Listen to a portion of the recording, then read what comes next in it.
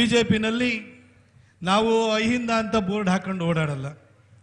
ಆದರೆ ಸಣ್ಣ ಸಣ್ಣ ಜಾತಿ ಜನಾಂಗಗಳಿಗೆ ಯಾರಾದರೂ ಈ ರಾಜ್ಯದಲ್ಲಿ ಅತಿ ಹೆಚ್ಚು ಪ್ರಾಧಾನ್ಯತೆಯನ್ನು ಕೊಟ್ಟಿದ್ರೆ, ಈ ಸೋಷಿಯಲ್ ಇಂಜಿನಿಯರಿಂಗ್ ಅಂತ ಹೇಳ್ತಾರಲ್ಲ, ಅದನ್ನು ಕರ್ನಾಟಕದಲ್ಲಿ ಸೂಕ್ತ ರೀತಿಯಲ್ಲಿ ಕಳೆದ 25 ವರ್ಷಗಳಲ್ಲಿ ಪ್ರಯೋಗವನ್ನು ಮಾಡಿದರೆ ಅದು ಸನ್ಮಾನ್ಯ BS ಯಡಿಯೂರಪ್ಪ ಸಾಹೇಬ್ರದು.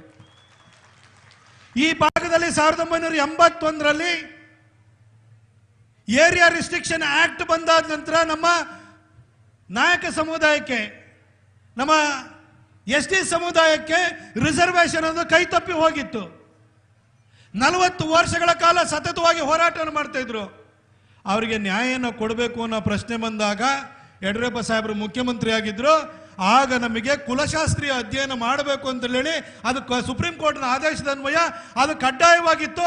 ಹಾಗಾಗಿ ಇಲ್ಲೇ ಮೈಸೂರಿನಲ್ಲಿ KSTR ಅಂತ Karnataka state tribal research institute ಅಂತ ಮಾಡಿ ಸುಮಾರು 10 ಕೋಟಿಗಿಂತ ಜಾಸ್ತಿಯನ್ನು ಕೊಟ್ಟು ಆ ಕುಲಶಾಸ್ತ್ರೀಯ ಅಧ್ಯಯನ ಮಾಡಿದಂಥವ್ರು ಇವತ್ತು ನಾಯಕ ಸಮುದಾಯಕ್ಕೆ ನಾವು ಅವ್ರನ್ನ ST ಕ್ಯಾಟಗರಿಗೆ ನಮ್ಮಲ್ಲಿ ಪರಿವಾರದವ್ರನ್ನ ಸೇರಿಸಿದ್ರೆ ಅದಕ್ಕೆ ಯಡಿಯೂರಪ್ಪ ಸಾಹೇಬ್ರೆ ಮೂಲ ಕಾರಣೀಭೂತರು.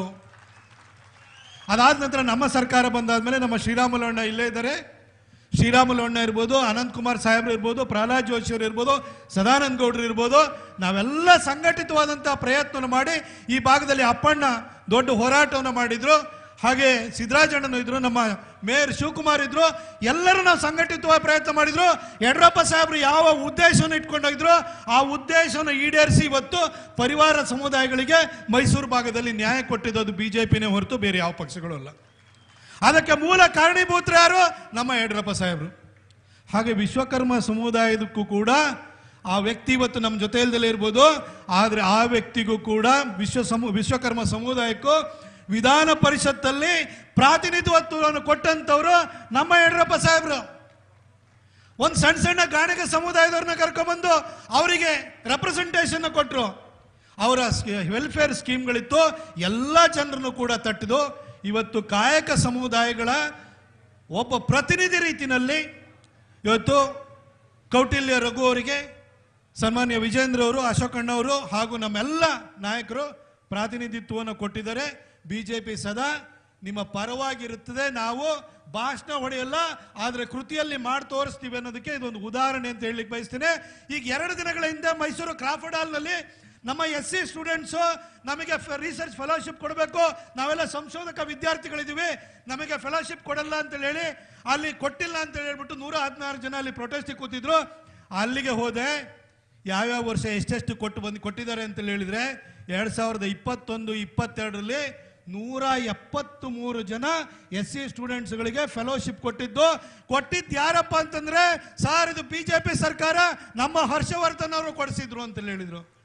ನಾವು ದಲಿತರು ಅಂತ ಹೇಳ್ಬಿಟ್ಟು ನಾವು ಬೋರ್ಡ್ ಹಾಕೊಂಡು ನಾವು ನಿಮ್ಮ ಹತ್ರ ಭಾಷಣ ಹೊಡ್ಕೊಂಡಿರಲ್ಲ, ಆದ್ರೆ ದಲಿತರ ವಿದ್ಯಾರ್ಥಿಗಳ ಕೈ ಹಿಡಿಬೇಕು ಅಂತ ಹೇಳಿ ಹರ್ಷವರ್ಧನ್ ಮನವಿ ತಗೊಂಡು ಹೋದ ಕೂಡಲೇ ನಮ್ಮ ಬಿಜೆಪಿ ಸರ್ಕಾರ ಅವರಿಗೆ ಅಪ್ರೂವಲ್ ಕೊಟ್ಟು 173 ಜನಕ್ಕೂ ಕೂಡ ನಾವು ಫೆಲೋಶಿಪ್ಪನ್ನು ಕೊಟ್ಟಂಥವ್ರು ನಮ್ಮ ಸರ್ಕಾರ.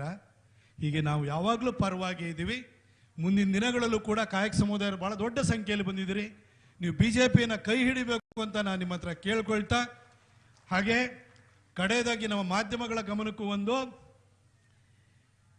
ಇವತ್ತು ನಮ್ಮ ರಾಜ್ಯ ಸರ್ಕಾರ ಒಂದು PRC ಅಂತೇಳಿ ಪರ್ಮನೆಂಟ್ ರೆಸಿಡೆನ್ಸ್ ಸರ್ಟಿಫಿಕೇಟ್ ಅಂತೇಳಿ ಹೇಳಿ ಒಂದು ಅಧಿಸೂಚನೆಯನ್ನು ಹೊರಡಿಸಿದ್ದಾರೆ. ಇದ್ರ ಬಗ್ಗೆ ನಾವೆಲ್ಲರೂ ಕೂಡ ಆತಂಕಿತರಾಗಬೇಕು, ಜಾಗೃತರು ಆಗಬೇಕು, ಇದ್ರ ವಿರುದ್ಧ ಹೋರಾಟವನ್ನು ಮಾಡಲೇಬೇಕು ನಾವು. ಯಾಕಂದ್ರೆ ನಮ್ಮ ನರೇಂದ್ರ ಮೋದಿಜಿಯವರ ಸರ್ಕಾರ ಅಕ್ರಮ ಬಾಂಗ್ಲಾ ವಲಸಿಗರನ್ನ ತಡಿಬೇಕು, ಸೂಕ್ತವಾದಂಥ ವ್ಯಕ್ತಿಗಳಿಗೆ ಭಾರತದ ನಾಗರಿಕತ್ವವನ್ನು ಕೊಡಬೇಕು ಅನ್ನೋ ಕಾರಣಕ್ಕೆ NRC ಅಂತ ತರಲಿಕ್ಕೆ ಹೋದ್ರು, ನ್ಯಾಷನಲ್ ರಿಜಿಸ್ಟರ್ ಆಫ್ ಸಿಟಿಸನ್ಸ್ ಅಂತ ಹೇಳಿ ತರಲಿಕ್ಕೆ ಹೋದ್ರು. ಆಗ ಇದೇ ಕಾಂಗ್ರೆಸ್ ವಿರೋಧ ವ್ಯಕ್ತಪಡಿಸಿತು. ಭಾರತದ ನಾಗರಿಕರು ಯಾರು, ಭಾರತಕ್ಕೆ ಅತಿಕ್ರಮಣವಾಗಿ ಅಕ್ರಮವಾಗಿ ಬಂದಿರೋರು ಯಾರು ಅನ್ನೋದನ್ನ ಡಿಫ್ರೆನ್ಶಿಯೇಟ್ ಮಾಡಲಿಕ್ಕೆ NRC ತರಕ್ಕೆ ಹೊರಟರು. ಅದನ್ನ ವಿರೋಧಿಸಿದಂಥ ಕಾಂಗ್ರೆಸ್ ಸದ್ದಿಲ್ದಲೇ PRC ತಂದಿದೆ. ಇವಾಗ ಪರ್ಮನೆಂಟ್ ರೆಸಿಡೆನ್ಸ್ ಸರ್ಟಿಫಿಕೇಟ್ ಅಂತೇಳಿ ಶಾಶ್ವತ ನಿವಾಸ ಪ್ರಮಾಣ ಪತ್ರವನ್ನು ಕೊಡ್ತಾರೆ. ಯಾಕೆ? ಪಶ್ಚಿಮ ಬಂಗಾಳದಲ್ಲಿ NRC ಬರಕ್ಕಾಗಿರ್ಲಿಲ್ಲ, ಅದಕ್ಕೆ SIR ತಗೊಂಬಂದ್ರು, ಸ್ಪೆಷಲ್ ಇಂಟೆನ್ಸಿವ್ ರಿವಿಷನ್ ಅಂತ ತಗೊಂಬಂದ್ರು. ಅಲ್ಲಿ ದಾಖಲೆಗಳನ್ನ ಪರಿಶೀಲಿಸಿ ಅಲ್ಲಿ ವೋಟಿಂಗ್ ರೈಟ್ ಅನ್ನು ಕೊಡಕ್ ಬಂದಾಗ 90 ಲಕ್ಷ ಜನ ಅಕ್ರಮ ಬಾಂಗ್ಲಾ ವಲಸಿಗರು ಯಾರಿದ್ರು ಅವರನ್ನ ವೋಟಿಂದ ಹೊರಗಡೆ ಇರುವಂತ ಕೆಲಸ ಆಯಿತು. ಅಲ್ಲಿ ಒಂದು ರಾಷ್ಟ್ರವಾದಿ ಬಿಜೆಪಿ ಪಕ್ಷ ಪಶ್ಚಿಮ ಬಂಗಾಳದಲ್ಲಿ ಅಧಿಕಾರಕ್ಕೆ ಬಂತು. ಇವತ್ತು ಕರ್ನಾಟಕದಲ್ಲಿ SIR ಬಂದಿದೆ. SIR ಅಲ್ಲೂ ಡಾಕ್ಯುಮೆಂಟ್ ಕೇಳ್ತಾ ಇದ್ದಾರೆ.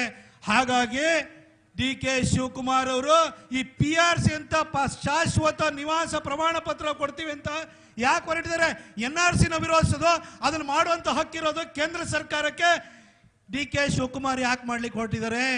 ವೆಸ್ಟ್ ಬೆಂಗಾಲಲ್ಲಿ 90 ಲಕ್ಷ ಟೋಪಿ ವಾಲಗಳು ಯಾರಿದ್ರು, ಆ ಟೋಪಿ ವಾಲಗಳು ನಮ್ಮವರಲ್ಲ, ಅವರು ಹೊರಗಿನವರು ಅಕ್ರಮವಾಗಿ ಬಂದಿದ್ರು ಅಂತ ಗೊತ್ತಾಯ್ತು.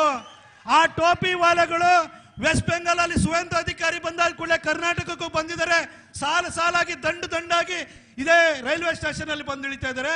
ಅದಕ್ಕೆ ಅವರಿಗೆಲ್ಲರೂ ಇಲ್ಲಿ ಮತ್ತೆ 2022ರಲ್ಲಿ ನಾನೇ ಮುಖ್ಯಮಂತ್ರಿ ಅಂತಿದಾರಲ್ಲ, ಮುಖ್ಯಮಂತ್ರಿ ಆಗಬೇಕು ಅಂತಂದ್ರೆ ಟೋಪಿ ವಾಲಗಳಿಗೆ ಶಾಶ್ವತವಾಗಿ ನಿವಾಸ ಪ್ರಮಾಣ ಪತ್ರವನ್ನು ಕೊಡಬೇಕು. ಅದಕ್ಕೋಸ್ಕರವಾಗಿ ಸದ್ದಿಲ್ದಲ್ಲೇ PRC ತಂದಿದ್ದಾರೆ. ಇದನ್ನ ನಾವು ಗಮನಿಸಬೇಕು ಬಂಧುಗಳೇ. ಸಿದ್ದರಾಮಯ್ಯನವರಾದ್ರೂ ಕೂಡ ನೇರವಾಗಿ ವಿರೋಧಿಸ್ತಾ ಇದ್ರು. ನಮಗೆ ನಮ್ಮ ಹಿಂದೂ ವಿರೋಧಿ ಯಾರು ಅಂತ ಕಾಣಿಸ್ತಾ ಇತ್ತು.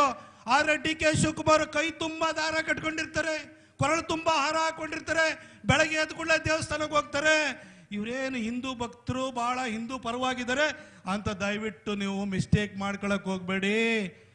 ಶಿವನ ಬೆಟ್ಟ, ಕಪಾಲೆ ಬೆಟ್ಟವನ್ನ ಯೇಸು ಬೆಟ್ಟ ಮಾಡಕ್ ಹೋಗಿದೆ ಇದೇ DK ಶಿವಕುಮಾರ್. ದಯವಿಟ್ಟು ಅವರು PRC ತರ್ತಾ ಇರೋದ್ರ ಹಿಂದೆನೂ ಕೂಡ ಉದ್ದೇಶ ಶುದ್ಧಿ ಇಲ್ಲ. ಟೋಪಿ ವಾಲಾಗಳನ್ನ ವೋಟರ್ ಲಿಸ್ಟ್ ಅಲ್ಲಿ ಉಳಿಸಬೇಕು ಅಂತ ಹೇಳಿ ಬಂದಿರುವಂತ ಸಂದರ್ಭದಲ್ಲೇ PRC ತಂದಿದ್ದಾರೆ.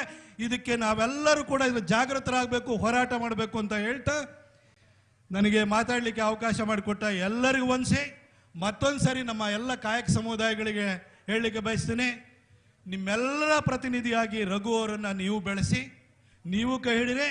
ಮುಂದೊಂದು ದಿನ ಇನ್ನೂ 10 ಜನಕ್ಕೆ ಪ್ರಾತಿನಿಧ್ಯ ಕೊಡಲಿಕ್ಕೆ ಅವಕಾಶವನ್ನು ಮಾಡಿಕೊಡ್ಲಿಕ್ಕೆ ನೀವು ರಘುವರನ್ನ ಕೈ ಹಿಡಿದು ಬೆಳೆಸಿದ್ರೆ ಮಾತ್ರ BJPಗೆ ಆ ಧೈರ್ಯ ಬರುತ್ತೆ. ಎಲ್ಲರೂ ನಮ್ಮ ಜೊತೆ ಇದ್ದಾರೆ, ನಮಗೆ ಬೆಂಬಲ ಕೊಡ್ತಾರೆ ಅಂತ ಅಂದಾಗ ನಿಮಗೆ ಇನ್ನೂ ಹೆಚ್ಚಿನ ಆದ್ಯತೆಯನ್ನು ಕೊಡಲಿಕ್ಕೆ ಅನುಕೂಲ ಆಗುತ್ತೆ.